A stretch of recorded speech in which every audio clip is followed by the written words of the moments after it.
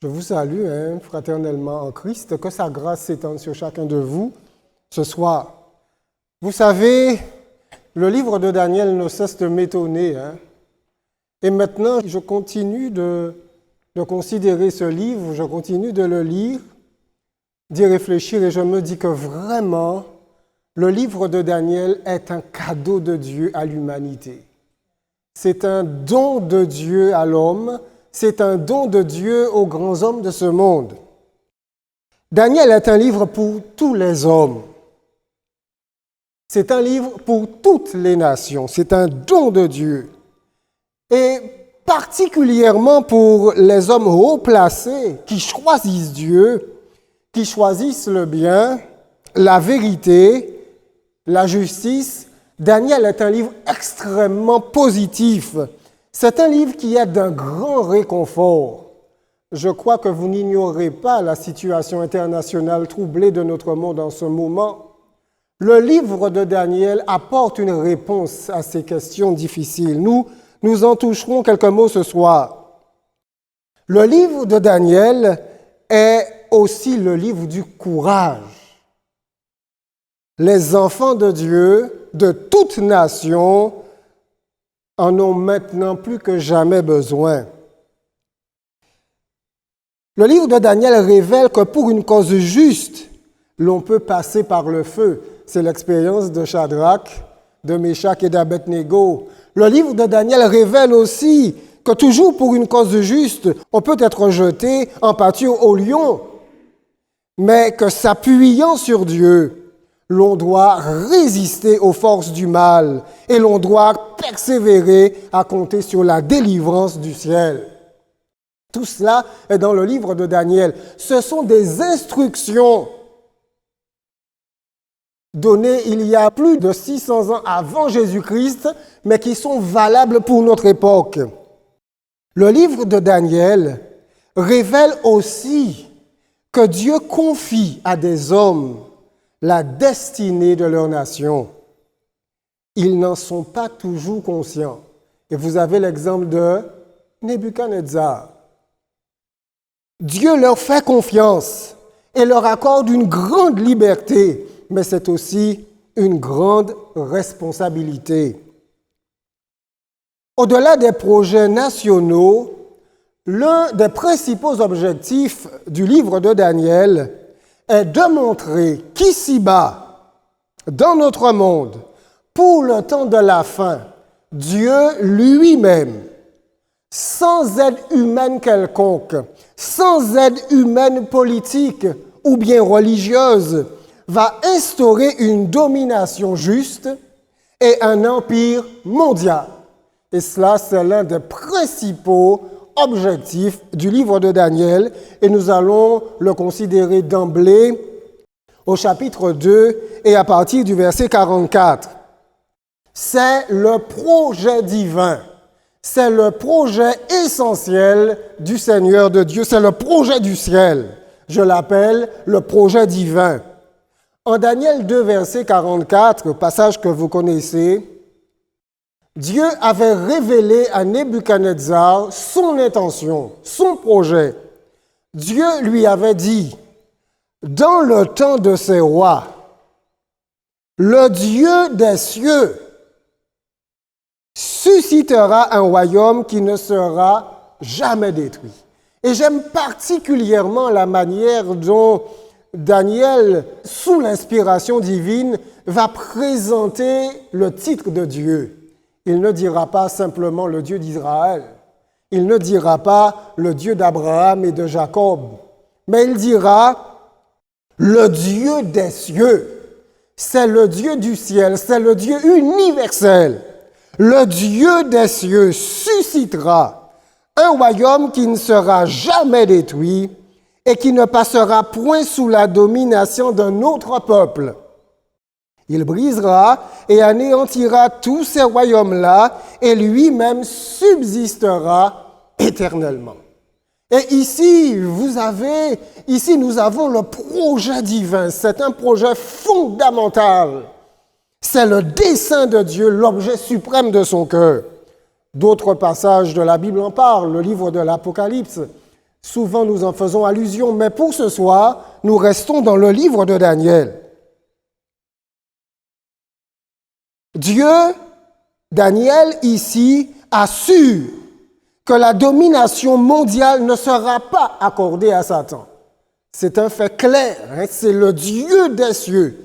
Ce ne sera pas le luciférisme, ce ne sera pas Satan, ce ne sera pas non plus le résultat de l'action menée par aucune puissance humaine, qu'elle soit religieuse ou bien qu'elle soit politique. Daniel est clair là-dessus. Dans le temps de ces rois, le Dieu des cieux suscitera un royaume qui ne sera jamais détruit. C'est l'œuvre et l'initiative du Dieu suprême, du Dieu des cieux. Premier point essentiel. Deuxième point, nous allons le considérer dans le livre de Daniel à partir du chapitre 7 et à partir du verset 24. Dieu révèle son intention d'un empire, d'une domination mondiale. Mais Daniel 7 révèle que des pouvoirs humains, que des pouvoirs politiques et religieux combattront eux aussi, également, pour obtenir la domination mondiale, pour la garder, pour la maintenir indéfiniment. Mais Daniel 7 révèle qu'en finale de compte, ils échoueront. C'est ce que nous lisons, à partir du verset 24. Les 10 cornes, ce sont 10 rois qui s'élèveront de ce royaume. Un autre s'élèvera après eux. Il sera différent des premiers et il abaissera 3 rois. Donc ici, nous sommes clairement dans une thématique politique, dans une thématique de chef d'empire, de chef d'État. 10 cornes, 10 rois, et ensuite un autre s'élève après eux. Maintenant, le verset 25, il prononcera des paroles contre le Très-Haut. Il opprimera les saints du Très-Haut et il espérera changer les temps et la loi. Et les saints seront livrés entre ses mains pendant un temps, des temps et la moitié d'un temps. Si le verset 24 nous présentait une dynamique politique, mais il est évident que le verset 25 nous introduit dans un aspect, dans une thématique religieuse. Et vous avez ce pouvoir qui est en même temps une puissance politique, mais qui a également des prérogatives religieuses. Il prononce des paroles contre le Très-Haut. Il opprime les saints du Très-Haut. Il espère changer les temps et la loi du Très-Haut. Et lorsque cette puissance politique passe et qu'elle s'amène, eh bien, Daniel nous révèle qu'elle laisse derrière elle des martyrs nombreux. C'est ce que vous avez ici, Il opprimera les saints du Très-Haut. Mais le verset 26 nous révèle sa défaite. Puis viendra, puis s'assiera le jugement, dans le texte original, et on lui ôtera sa domination qui sera détruite et anéantie pour jamais. Donc ici, Daniel nous présente une prophétie claire.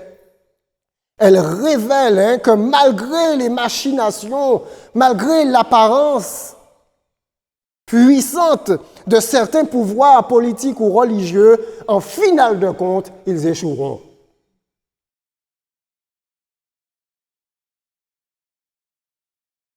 Le même chapitre, le chapitre 7, assure que finalement, la domination mondiale éternelle sera accordée au Fils de l'homme, qui est le Fils de Dieu et à son peuple. Et nous pouvons lire ce passage au verset 13. « Je regardais pendant mes visions nocturnes, et voici, sur les nuées des cieux, arriva quelqu'un de semblable à un Fils de l'homme. » Daniel est en vision. Il regarde et il nous dit ce qui va se passer. C'est très important. Il s'avança vers l'Ancien des jours et on le fit approcher de lui. Voyez-vous, je voudrais mentionner ici un point important. Le livre de Daniel n'est pas un livre pour la religion. Le livre de Daniel n'est pas un livre pour les classes de théologie. C'est un livre pour les hommes. C'est un livre pour les chefs de nation. Dieu leur révèle, puisque ce sont eux les premiers concernés, Dieu leur révèle ses intentions. Dieu leur révèle ses plans. Dieu leur révèle ce qui va se passer et Dieu leur révèle ce que lui-même va réaliser. Au verset 14, nous voyons, on lui donna la domination, la gloire et le règne, et tous les peuples, les nations et les hommes de toute langue le servirent. Sa domination est une domination éternelle qui ne passera point. Et son règne ne sera jamais détruit. Donc, voici l'affirmation du prophète Daniel, près de 600 ans avant Jésus-Christ. Ce n'est pas l'affirmation d'aucune religion, ce n'est pas l'affirmation du christianisme, ce n'est pas l'affirmation d'aucune église, ni d'aucun parti politique. Vous avez ça ici dans la parole de Dieu, par le prophète Daniel, et le Seigneur révèle ses intentions aux hommes, aux gouvernants, au système politique de notre monde d'aujourd'hui. Dieu veut qu'ils connaissent cette vérité. Dieu souhaite qu'ils connaissent ses intentions et ses projets. Le livre de Daniel ne doit pas être caché dans les églises, caché dans les livres, caché sur les étagères des bureaux exclusivement des croyants. C'est un livre qui doit être connu, qui doit être étudié par tous, y compris les grands hommes de notre monde d'aujourd'hui. Le verset 27 présente la même vérité. Le règne, la domination et la grandeur de tous les royaumes qui sont sous les cieux seront donnés au peuple des saints du Très-Haut. Son règne est un règne éternel et tous les dominateurs le serviront et lui obéiront. Daniel révèle la vision. Ce n'est pas Daniel qui conçoit quoi que ce soit. Ce n'est pas lui qui imagine, ce n'est pas lui qui invente. Et la vision même qu'il reçoit le trouble, le pousse dans une réflexion incessante et profonde. Et c'est ce que vous avez au verset suivant. Ici finirent les paroles. Moi, Daniel, je fus extrêmement troublé par mes pensées. Je changeai de couleur et je conservai ces paroles dans mon cœur. Donc, voyez-vous, Daniel n'a aucun avantage à inventer quoi que ce soit. Il ne fait que recevoir les visions, il les met par écrit et aujourd'hui, ces révélations sont transmises au monde. Maintenant, ce verset, ce projet divin est capital. La connaissance de ce projet divin est extrêmement important. C'est une vérité vitale, de grand réconfort, alors que le climat international est extrêmement troublé et instable et voire décourageant en ce moment. Le projet divin révèle que malgré le déploiement du mal, tout au cours de l'histoire, et aujourd'hui encore, malgré ses intrigues, malgré sa puissance, malgré sa subtilité et l'intelligence de ceux qui se joignent dans ses rangs, malgré les moyens quasi infinis dont il dispose, au final, le bien triomphera. Voilà ce que Daniel est en train de révéler. Malgré toutes les stratégies, tous les moyens d'intelligence qui seront mis en place par les forces du mal, mais au final de compte, le règne, la domination et la grandeur de tous les royaumes qui sont sous les cieux seront donnés au peuple des saints du Très-Haut. Et voilà pourquoi ce livre est d'un très grand réconfort. Il permet de regarder la situation actuelle du monde avec optimisme. Et voilà pourquoi on peut dire que le livre de Daniel est un livre d'espoir, est un livre positif, est un livre qui donne un regard optimiste sur l'avenir. Maintenant, cette révélation, nous l'avons vue au chapitre 2 et au verset 44 tout à l'heure, nous l'avons vue au chapitre 7, nous pourrions le voir dans d'autres passages également du livre de Daniel. Cette révélation de Dieu a été confiée au prophète Daniel, mais a également été confiée au roi de son époque. Dieu s'est révélé aux puissances politiques de cette époque. Et Dieu désire que les pouvoirs politiques actuels sondent, étudient les paroles de ce livre, parce qu'en réalité, toutes les nations de la terre sont concernées.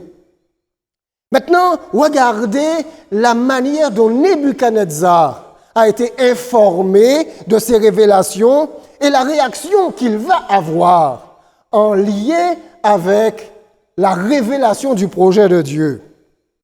En Daniel chapitre 2, au verset 46 et 47, nous lisons: Lorsque Daniel a fini de présenter au roi la signification de la vision qu'il a eue, de cette vision, de cette statue majestueuse et colossale, eh bien, regardez la réaction de Nebuchadnezzar.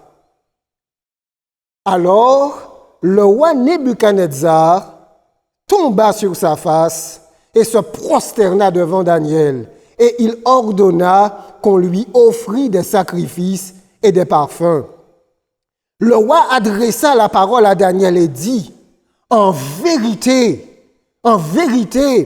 votre Dieu est le Dieu des cieux, est le Dieu des dieux, et le Seigneur des rois, et il révèle les secrets, puisque tu as pu découvrir ce secret.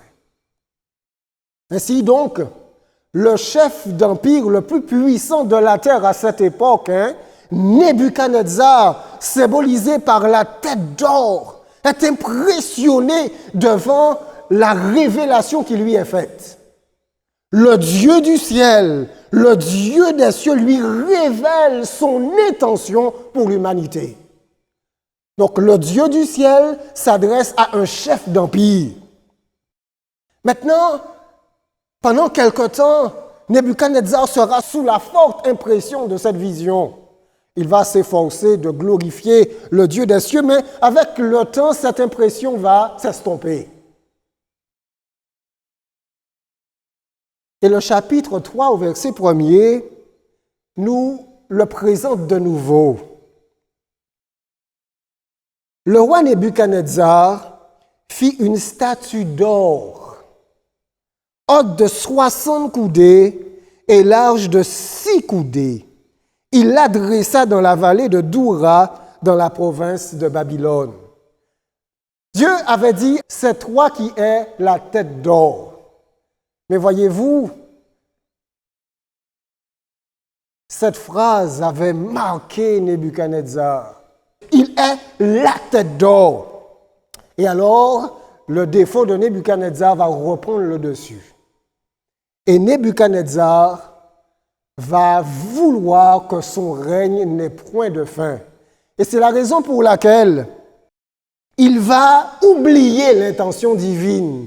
Il va oublier le projet de Dieu et il voudra que la statue d'or représente dans son ensemble ce que devrait être l'Empire babylonien. Dans le plan divin, la tête d'or représentait Babylone. Mais Nebuchadnezzar, lui, il fera une statue entièrement d'or. Et cette statue devrait représenter Babylone, indestructible, Babylone éternelle, Babylone invulnérable. Et c'est ce qu'il va réaliser. Et donc nous le voyons ici au chapitre 3 et au verset 1er. Tout le chapitre 3 de Daniel nous présente l'intention de Nebuchadnezzar d'aller dans le sens opposé à l'intention divine. Et vous connaissez la suite de l'histoire.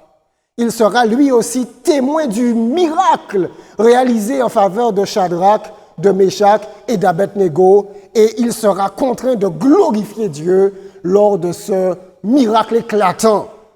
Mais pourtant, Nebuchadnezzar n'avait pas changé.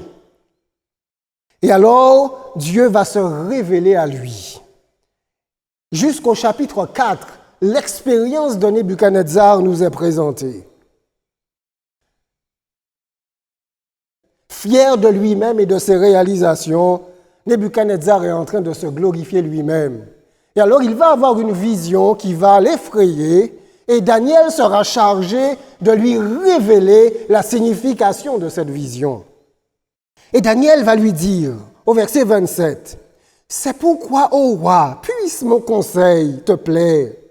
Mets un terme à tes péchés en pratiquant la justice et à tes iniquités en usant de compassion envers les malheureux et ton bonheur pourra se prolonger. » Nous n'avons pas le temps de considérer en détail toute cette histoire, mais un premier élément se manifeste ici.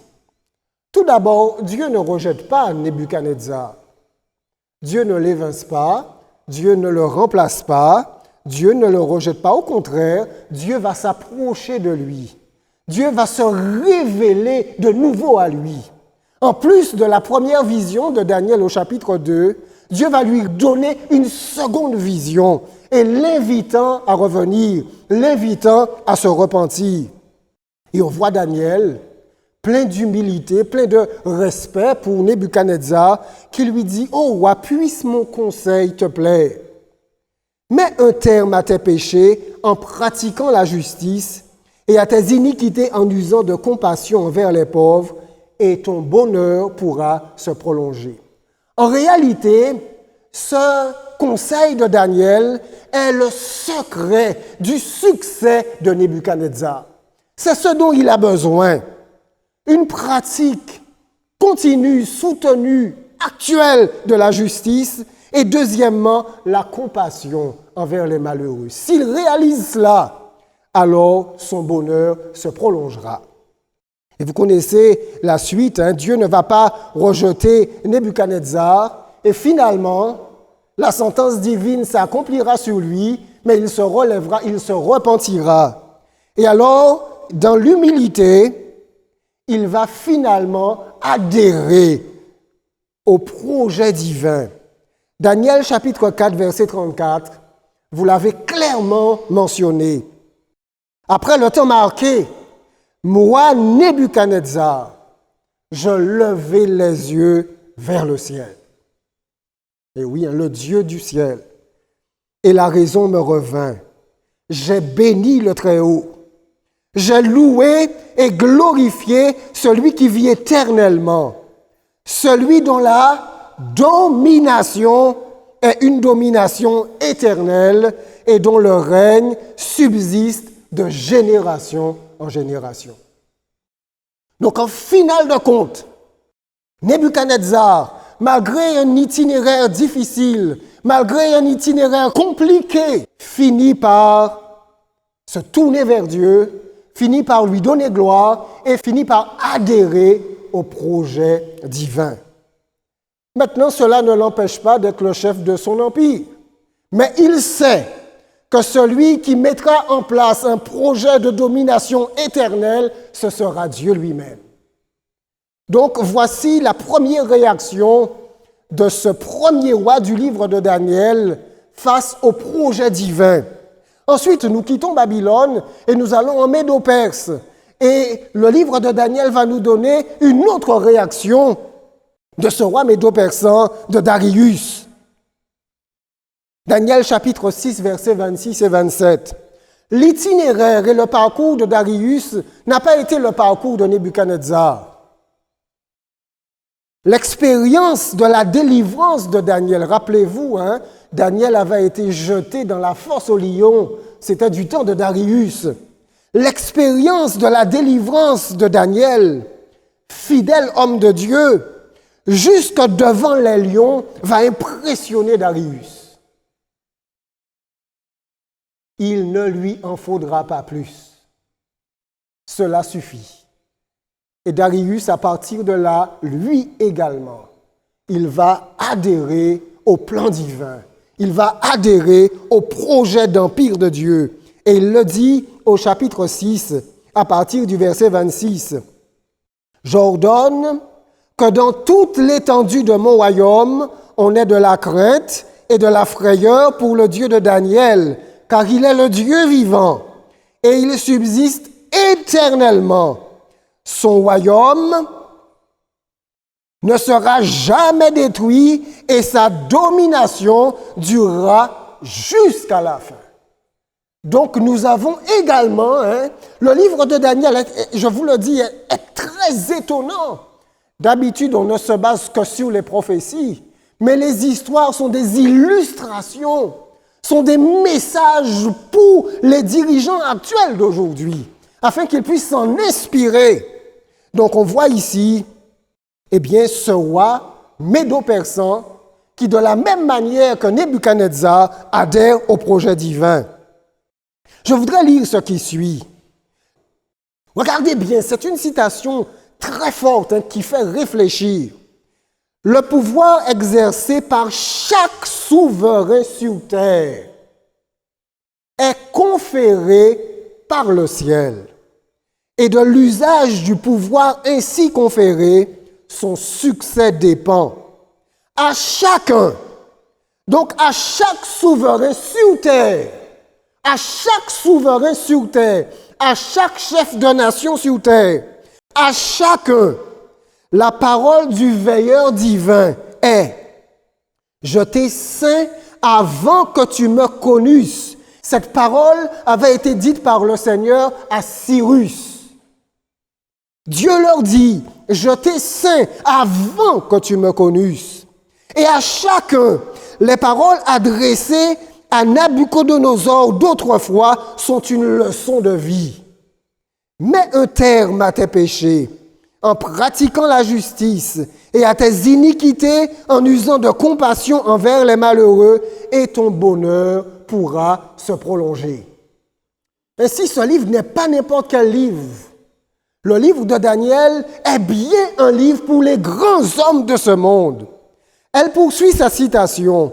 Comprendre ces choses, comprendre que la justice exalte une nation, que le trône est établi par la justice et soutenu par la miséricorde, reconnaître l'œuvre de ces principes dans la manifestation de la puissance, celle de Dieu, qui retire les rois et établit les rois, c'est comprendre la philosophie de l'histoire. Le livre des Proverbes avait déclaré « La bonté et la fidélité gardent le roi, et il soutient son trône par la bonté. » D'une part, bonté, miséricorde, et d'autre part, fidélité, justice. Ce sont les deux bases essentielles de règne qui verra le succès. Seule la parole de Dieu établit clairement ces principes. Elle nous montre que la force des nations, comme celle des individus, ne réside ni dans les faveurs, ni dans les succès qui semblent les rendre invincibles. Elle ne réside pas non plus dans la grandeur dont ils se glorifient. Elle se mesure par la fidélité avec laquelle ils accomplissent le dessein divin.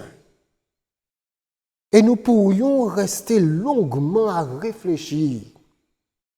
Et si vous étiez des théologiens, alors je resterai volontiers avec vous jusqu'à minuit afin que nous puissions aborder cette question. Et nous pourrions nous poser alors, donc Dieu a un dessein pour chaque nation. Quel est le dessein pour notre nation? Quels sont les différents desseins de Dieu pour les différentes nations? Il a donc un dessein pour chaque individu. Et Dieu dit que la grandeur d'une nation se mesure à la fidélité avec laquelle cette nation va accomplir le dessein divin. Donc nous avons vu dans le livre de Daniel les deux cas, le cas de Nebuchadnezzar et le cas de Darius, qui tous deux ont fini par adhérer au projet divin. Ils ont abandonné l'idée que leur empire serait éternel, que ce soit Nebuchadnezzar ou que ce soit Darius. Mais vous avez une exception.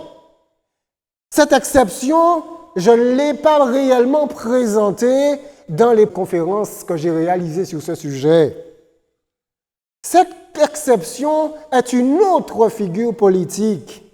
C'est une figure politique babylonienne. Il s'agit de Belshazzar.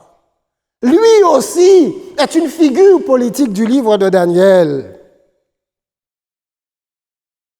Il ne va pas émettre de décret comme Nebuchadnezzar, ni comme Darius, ni comme Assuérus dans le livre d'Esther, mais c'est Dieu qui va émettre un décret sur lui. Donc il sera bien en relation avec un décret. C'est Dieu qui va décréter sur lui. Et vous avez ça dans le livre de Daniel au chapitre 5. Belshazzar n'adhéra jamais au projet de Dieu. Belshazzar, petit-fils de Nebuchadnezzar, va s'obstiner et il finira par s'élever ouvertement contre Dieu et contre son projet.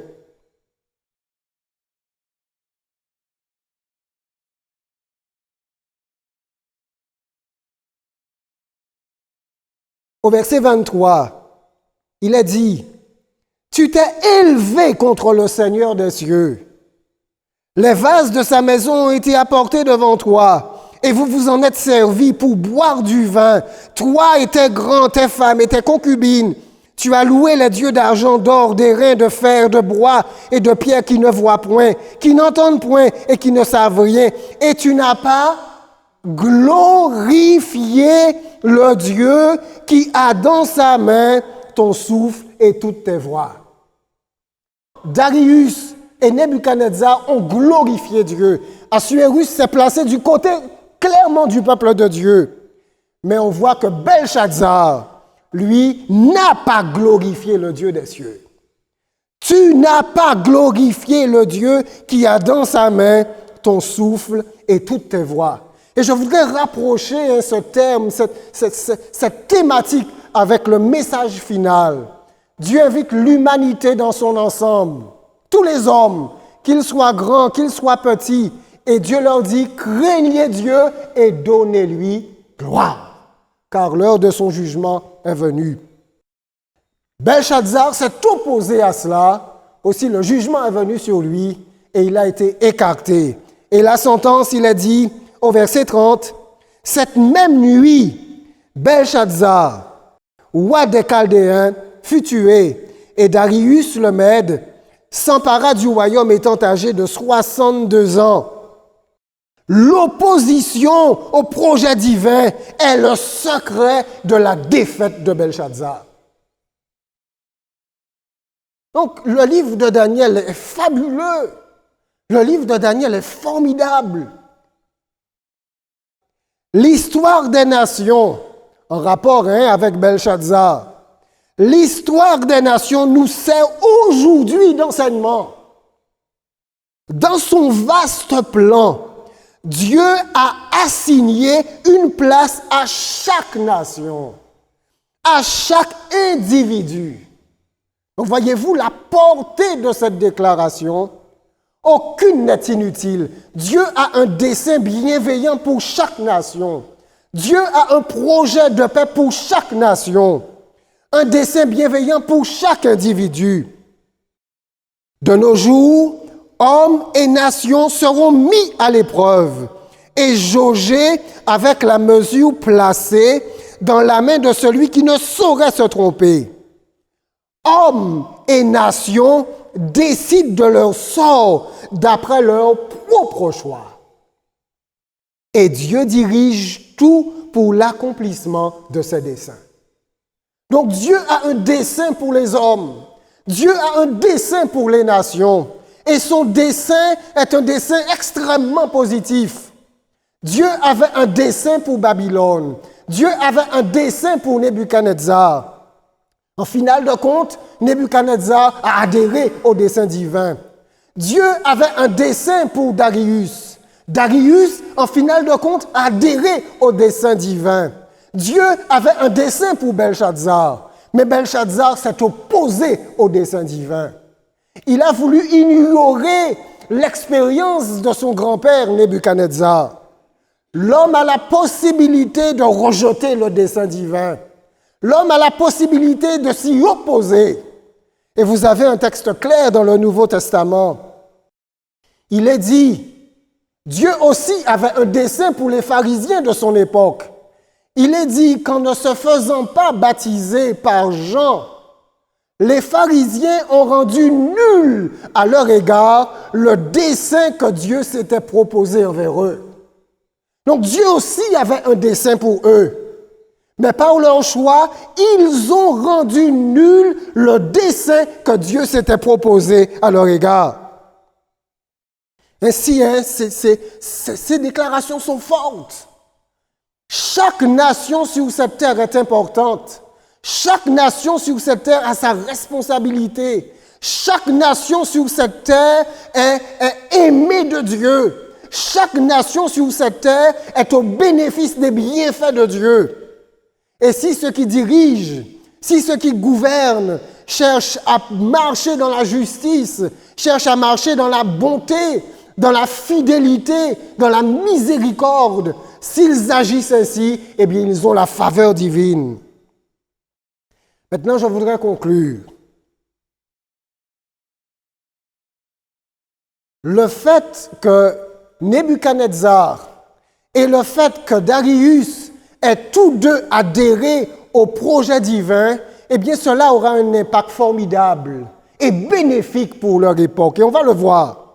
En Daniel 4, verset 1er, il est dit « Nebuchadnezzar, roi à tous les peuples, aux nations, aux hommes de toute langue, qui habitent sur toute la terre, que la paix vous soit donnée avec abondance. » Si vous lisez les 3 premiers chapitres qui concernent Nebuchadnezzar, à chaque fois que vous voyez Nebuchadnezzar à l'action, c'est quelque chose de terrible. Mais là maintenant, Nebuchadnezzar apporte la paix. Nebuchadnezzar, roi à tous les peuples, aux nations, aux hommes de toute langue qui habitent sur toute la terre, que la paix vous soit donnée avec abondance. Il a accepté le projet d'empire de Dieu. Cela le rend serein, cela le rend tranquille. Il est maintenant confiant concernant l'avenir. Il peut tout abandonner entre les mains de Dieu. Et alors maintenant, il va se pencher sur son peuple. Il va se préoccuper du bien-être de son peuple. Et ce qu'il désire maintenant pour eux, c'est la paix. Que la paix vous soit accordée. Il en est de même pour Darius. Daniel chapitre 6, au verset 25. Après cela, le roi Darius écrivit à tous les peuples et à toutes les nations, aux hommes de toute langue qui habitent sur toute la terre, que la paix vous soit donnée avec abondance. Voici le résultat. Quand on adhère au projet divin, eh bien, la paix entre en vous. Le sentiment du pardon de Dieu vous envahit. Vous êtes en paix et vous accordez la paix aux autres. La connaissance, l'adhésion de ces rois au projet divin assure la paix. La connaissance du projet divin est très importante. Les chefs d'État, les chefs de nation doivent connaître ce projet. Ils doivent l'étudier, ils doivent le sonder. Cette connaissance est importante, primordiale. Et en réalité, elle est une bénédiction pour l'humanité. Cette connaissance est une bénédiction pour toutes les nations. L'histoire, et vous connaissez l'histoire de l'humanité a montré que la méconnaissance du projet de Dieu, ou bien le refus du projet de Dieu, a conduit à la recherche de la prééminence. La prééminence politique, c'est moi qui dois diriger, c'est moi qui dois gouverner, c'est ma nation qui doit avoir la prééminence. Prééminence économique, c'est moi qui dois être le premier et personne ne doit me dépasser.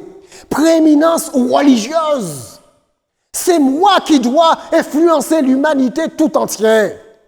Et je suis prêt à martyriser ceux qui ne se soumettent pas à moi. Je suis prêt à les exterminer.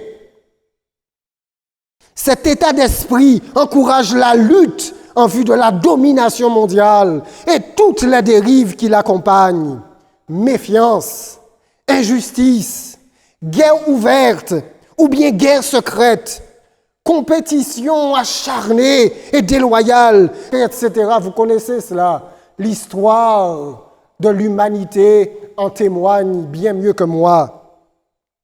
La confiance, par contre, et l'acceptation du projet divin nous libèrent de la tentation de la prééminence. Ceci favorise un climat serein, paisible et la stabilité mondiale. Ceci incite et occupe les chefs de nation au développement de leur nation et à la paix. Les différences deviennent alors des atouts. Les avances des uns et des autres concourent alors au progrès de l'ensemble de l'humanité. Voilà l'importance de la connaissance de ce projet divin. Le Dieu des cieux suscitera un royaume qui ne sera jamais détruit et qui ne passera point sous la domination d'un autre peuple. Je sais que de toutes les façons, c'est Dieu qui va instaurer un royaume de justice parfaite. Je sais que ce sera Dieu qui l'instaurera. J'adhère à ce projet. Entre-temps, je vais tout faire pour développer mon pays, pour développer ma nation, pour apporter le bonheur le plus possible. Mais je ne vais plus combattre pour la prééminence. Et cela, alors, apporte un climat de sérénité. Mes amis, la parole de Dieu, ça n'est pas n'importe quel livre. Hein. Le livre de Daniel est actuel aujourd'hui. Actuel dans ce monde où la compétition à tout niveau fait rage. Mais je voudrais être optimiste et je voudrais nous encourager. Encourager tous ceux qui sont de bonne volonté. Encourager ceux qui aiment Dieu. Encourager ceux qui aiment la paix. Encourager ceux qui aiment la vérité. Encourager ceux qui y travaillent pour la justice à tout niveau. De nos jours, Dieu déclare à ses enfants, « Fortifie-toi, travaille, n'abandonne pas, fortifie-toi, travaille, va de l'avant, je suis avec toi. » Le croyant ne cesse d'avoir un grand secours avec le Seigneur. Comment interviendra-t-il en notre faveur? Eh bien, nous pouvons l'ignorer. Mais ce que nous savons, c'est que Dieu n'abandonnera jamais celui qui se confie en lui. Que de fois il nous a dirigés de manière à faire échouer les plans de l'ennemi. Si nous pouvions nous en rendre compte, nous avancerions résolument sans jamais maugréer. Notre foi serait inébranlable, elle serait solide et nulle épreuve n'arriverait à nous ébranler.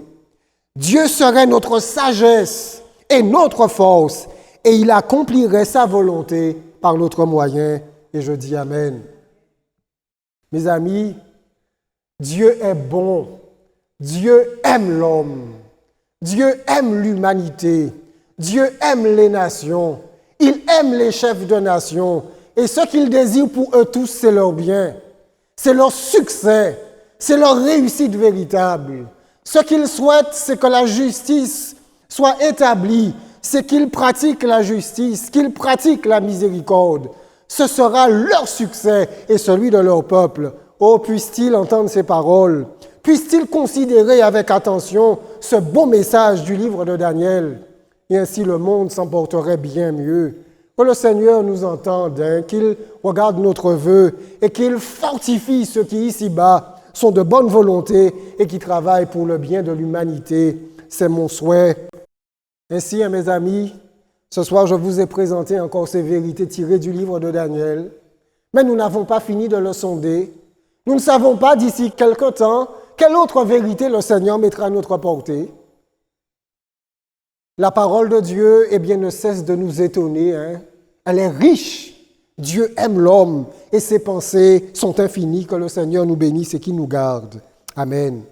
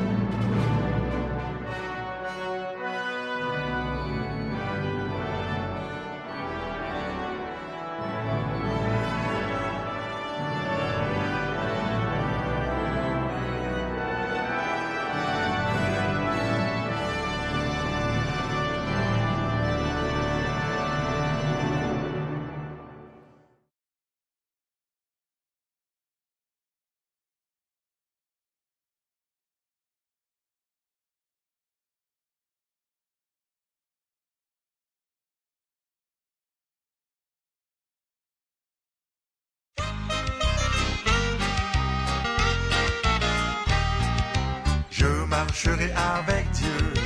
Déjà je suis heureux, je possède une maison au-delà du ciel, un magnifique palais construit par Jésus-Christ.